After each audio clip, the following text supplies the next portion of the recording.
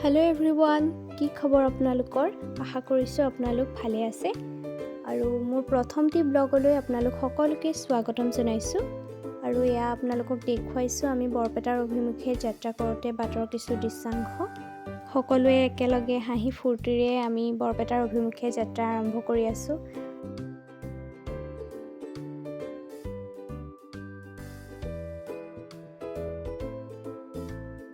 আৰু এতিয়া আমি পাইছোঁগৈ নলবাৰী।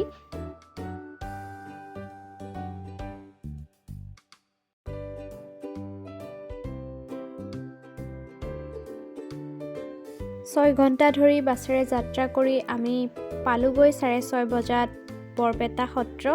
আৰু এয়াই হৈছে বৰপেটা সত্ৰ। আৰু বৰপেটা সত্ৰৰ চাৰিওকাষৰ পৰিৱেশ আপোনালোকক মই দেখুৱাইছোঁ। এইখনেই হৈছে বৰপেটা সত্ৰ আৰু ইয়াৰ চাৰিওকাষৰ কিছু দৃশ্যাংশ। এক সুন্দৰ পৰিৱেশ বিৰাজ কৰি আছে। খুব ভাল লাগিল তালৈ গৈ। আপোনালোকো তালৈ যাব যিসকল যোৱা নাই, আৰু যিসকল গৈছেতো তেওঁলোকে গম নিশ্চয় পাবই কেনেকুৱা ধৰণৰ পৰিৱেশ।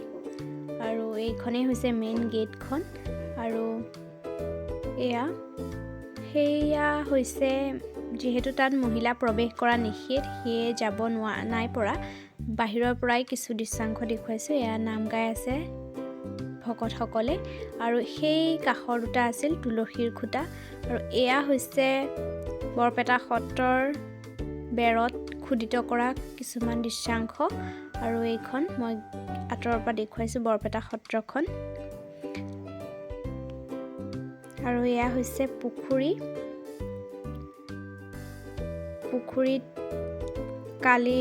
যিখিনি কালীয়া দমনৰ কিছু দৃশ্যাংশ প্ৰদৰ্শন কৰা হৈছে। আৰু এয়া হৈছে বৰপেটা সত্ৰৰ ভিতৰৰ কিছু দৃশ্যাংশ। এয়া তেতিয়াৰে দিনৰে শংকৰদেৱৰ দিনৰেই মাহ প্ৰসাদ তিওৱা তৌ। আৰু এই দুটা পুনৰ দেখুৱাইছোঁ। এই দুটা তুলসীৰ খুঁটা, যি দুটা এছিয়াৰ ভিতৰত সৰ্ববৃহৎ ডাঙৰ তুলসীৰ খুঁটা। আপোনালোকে এই ভিডিঅ'টো চাই কেনেকুৱা পালে নিশ্চয় কমেণ্ট কৰি জনাব। আজি ভিডিঅ'টোৰ পৰা ইমানতে বিদায় লৈছোঁ।